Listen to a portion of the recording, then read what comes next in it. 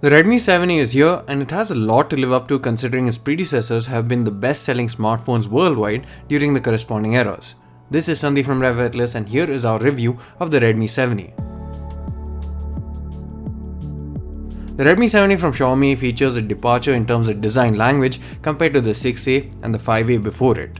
While those were more angular and had a more chiseled appeal, the 7A is more rounded and looks more chic. The Mi logo has been replaced with the Redmi logo and is now vertical, just like the camera island as well.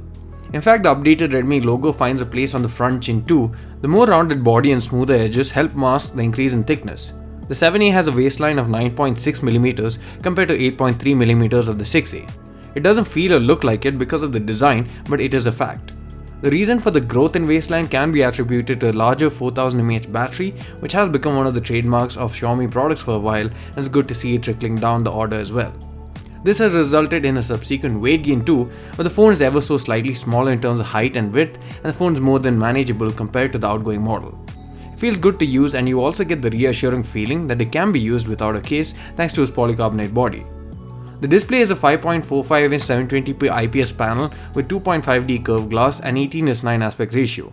The display remains largely unchanged and the performance is good indoors where the brightness levels and contrast ratio are good.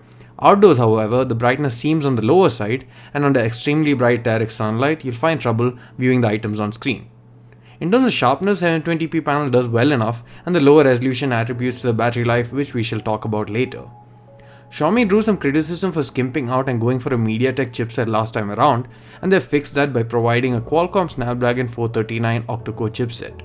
Performance is good and on par with what you'd expect from a device in this segment. Multitasking is also fair, but 2GB of RAM has its limits, and while you can choose from 16 or 32GB of storage, the RAM remains unchanged. Still, I'd say for the target audience it performs good enough. You get a hybrid dual SIM card slot as well as FM radio, 3.5mm audio jack and a P2i water repellent nano coating. The main thing that impressed me on the Redmi 7A were its cameras.